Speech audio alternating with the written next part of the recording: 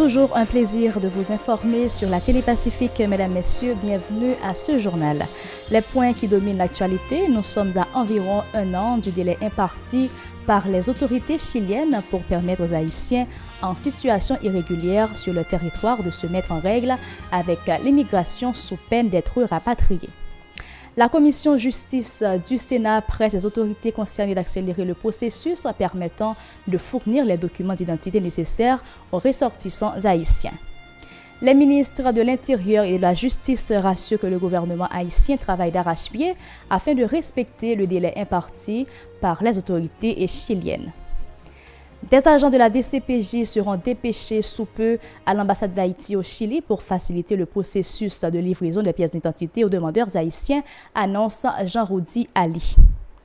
Fin de visite à Port-au-Prince pour la reine d'Espagne, Laetitia Ortiz Roca Solano, invitée par la première dame Martine Moïse, qui souhaite que son invité contribue aux efforts visant à redorer l'image d'Haïti à l'extérieur.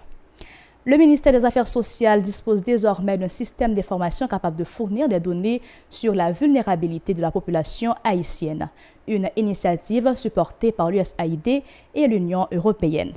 Restez branchés, le développement du journal dans un instant.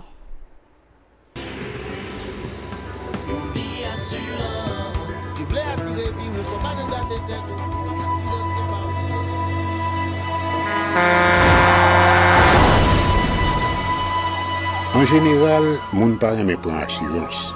Yo considéré que son l'argent rejeté.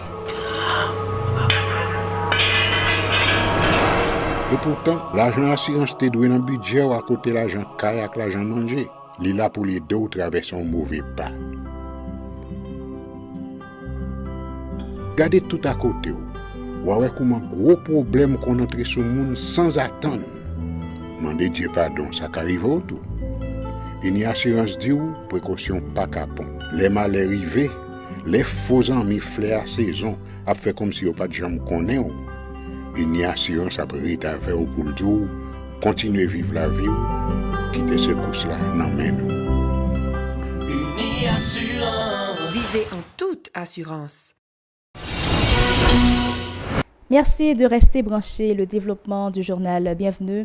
Les ministres de l'Intérieur et de la Justice accompagnés du directeur central de la police judiciaire ont rencontré mercredi les sénateurs de la République dans le cadre des dispositions visant à accélérer le processus permettant de fournir des documents d'identité légaux aux ressortissants haïtiens en situation irrégulière au Chili. Selon le président de la commission justice du Sénat, cette démarche vise à contenir les vagues de déportation de ses compatriotes du territoire chilien annoncées par les autorités de ce pays. Jean-René Sinatus au micro d'Hélène Vernal et de Francineus suivait. La bonne nouvelle, c'est que nous connaissons, la semaine dernière, là, le ministère des Affaires étrangères a pris engagement, il a dit rapidement, l'argent que tu as payé $80 pour te gagner pièce, l'autre bois qui est certificat bonne vie et Merslan, il a été réduit à $25 américains. Nous avons continué à regarder ensemble avec l'autorité comment traitement pour allier. La DCPJ, qui est sous tutelle ministère de la Justice, a pris une mission pour le voyer un groupe policier au Chili qui a gagné pour traiter sur les lieux mêmes dossiers ressortissants qui ont gagné pour demander certificat bonne vie et mœurs, ça ou les casiers judiciaires là. Alors que l'ONI lui-même qui est sous tutelle ministère de l'Intérieur, il a gagné pour livrer des certificats, puisque tout le monde a gagné déjà. Alors, la majorité là a gagné des cartes qui sont identifiées, mais qui sont capables d'expirer. Le ministère là a gagné pour émettre des certificats pour montrer que les gens c'est haïtien natif natal. Le vice-président du Sénat de la République, Pierre-François Sildor, exhorte le gouvernement haïtien à délier le cordon de sa bourse pour faciliter la réussite de cette opération. Selon lui, la situation de compatriote doit être régularisée coûte que coûte, suivant Pierre-François Sildor. Non seulement maintenant il y a des policiers, Jean-Ministre Sodiac pour aller pour travailler sur une série de données, mais il y a des matériels, équipements pour acheter tout pour travailler. Et deux ministères de l'Intérieur et de la Justice déjà en communication avec le ministère des Affaires étrangères, le ministre Antonio que nous avons reçu la semaine dernière sur ce dossier-là, et qui est en charge maintenant pour acheter l'équipement. Et c'est au moment de souhaiter que maintenant synergie a dégagé pour, même si pas de gain l'argent, sur rubrique budget pour le faire dépenser, pour le ministère des Finances maintenant, accorder, bailler l'argent pour acheter équipement de manière à ce que yo ka répondre. Sans voyer tourner, c'est pas nous qui dit yo aller, c'est des citoyens qui là, des jeunes qui allaient, qui ont côté maintenant, qui ont opportunité, il y a des opportunités. Nous-mêmes, il y a des pièces qui ont besoin. Et si nous-mêmes, nous là, pour nous fournir toutes pièces qui ont besoin pour le travail, c'est en ça nous y est, c'est une demande que vous faites. Et nous là, comme l'État, c'est-à-dire que ce soit la justice qui est là, que ce soit le Parlement, l'exécutif, pour nous répondre à demande. Le ministre de la Justice et de la Sécurité publique, Jean-Roudi Ali, a indiqué que le gouvernement haïtien travaille d'arrache-pied afin de respecter le délai imparti par les autorités chiliennes pour régulariser la situation des citoyens haïtiens vivant sur leur territoire. Les agents de la DCPJ seront notamment dépêchés sous peu à l'ambassade d'Haïti au Chili pour faciliter le processus de livraison des pièces d'identité aux demandeurs haïtiens, annonce Jean-Roudi Ali. Il est au micro d'Hélène Vernal et de Francineus. Ensemble de ministères qui concernés, ministère de la Justice, ministère des Affaires étrangères, ministère de l'Intérieur, nous travaillons ensemble pour adresser ce problème. Comme ça, nous avons désigné policiers qui pourront aller au Chili.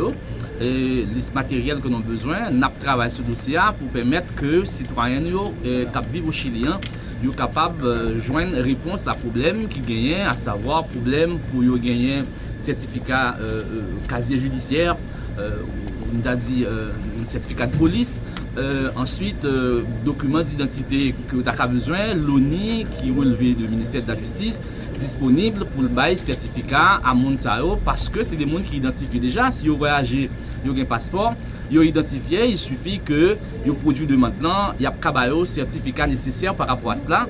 Et j'aime dire déjà, la DCPJ, lui-même, est mobilisé sur la question. Donc, nous travaillons de concert au niveau de l'exécutif, tout ministère qui est concerné pour nous capables d'adresser le problème en temps réel. Pour sa part, le ministre de l'Intérieur et des collectivités territoriales a confirmé qu'environ 200 000 ressortissants haïtiens vivent actuellement au Chili et que la majorité d'entre eux sont privés de documents légaux. Il promet que l'État haïtien va mettre les bouchées doubles afin de pouvoir respecter l'échéance de juillet 2019 accordée par l'administration chilienne. Jean-Marie Reynaldo Brunet.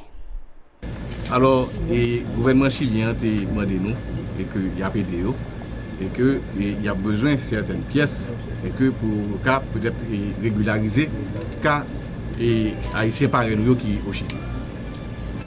Quantité par rapport à quantité monde qui gagne l'autre bois et puis par rapport à quantité prélèvement que a fait justement empreinte et dans DCPJ que a fait la Kounia qui est au nombre de 100, si on prend quantité haïtiens ça qui au Chili, il a fait 100 par jour, il t'a prend au moins 3 ans pour ça ta régulariser.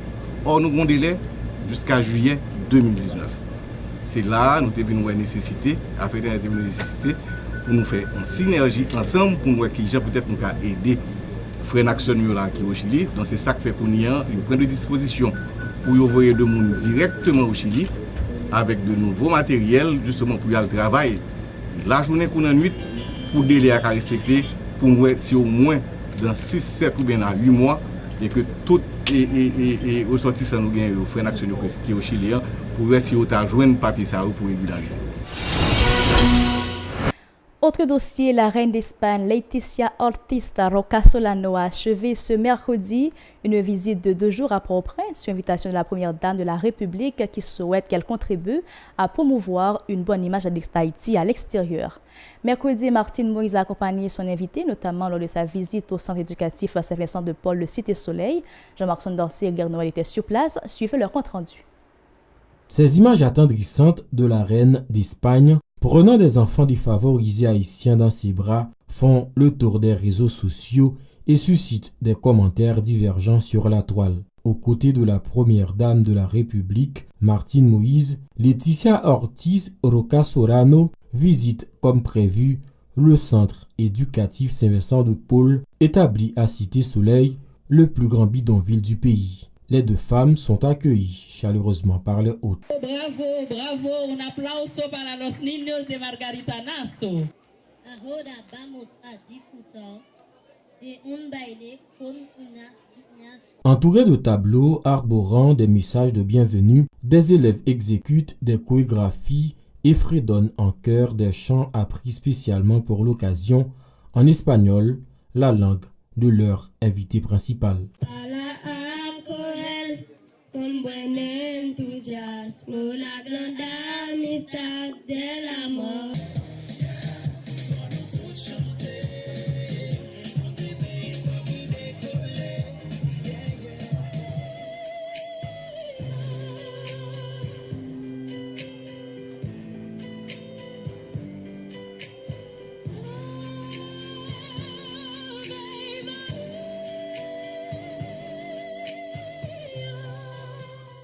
Attentifs aux explications des responsables de l'école, Martine Moïse et Laetitia Ortiz Rocasolano découvrent les lieux. La reine s'inquiète aussi du travail qu'effectuent les religieuses dans les domaines de la santé et de l'éducation. Le tour de l'établissement s'achève par un spectacle soigneusement concocté qui a visiblement plu aux deux invités. La reine y assiste souriante, des enfants sur les genoux. Aucune des deux dames ne s'adresse aux journalistes présents. Plus tôt dans la journée, Laetitia Ortiz Rocasolano avait déjeuné au palais présidentiel haïtien avec le couple Moïse. Sa Majesté doit quitter le pays ce mercredi. À son arrivée au pays hier mardi, l'ancienne journaliste et présentatrice de journal a été accueillie à l'aéroport international Toussaint Louverture par Martine Moïse qui attend de son invité qu'elle contribue aux efforts visant à redorer le blason d'Haïti à l'extérieur. Le ministère des Affaires sociales a lancé mercredi à Pétionville, le système d'information de l'institution, une initiative supportée par l'Agence américaine pour le développement international USAID et l'Union européenne.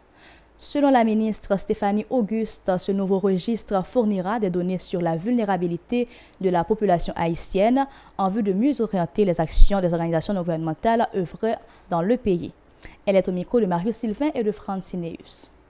Après 4 ans de coopération, de support technique de l'Union européenne, de PAM, de l'USAID, côté Kounia là, nous officiellement nous sortis ces concours sont un petit monde qui était en conception, jeudi à l'y accoucher, l'y fait nous montrer qui ça système là et l'y le temps pour Haïti gagner un registre unique côté c'est lui-même qui kembe toute information et non comme international là comprendre c'est pas eux pour gagner information mais c'est nous-mêmes qui pour gagner que eux-mêmes yo ka vinn approprier de base de données de vulnérabilité de monde qui pour gagner assistance sociale doit faire à travers le ministère Affaires sociales. Et comme nous connaissons le ministère Affaires sociales, c'est un ministère qui est transversal, qui est en communication avec tout l'autre ministère. Quel que soit le programme qui gagne dans l'autre ministère, c'est pour ça que nous gagnons son base de données, un registre unique de bénéficiaires. Je prends un exemple avec nous.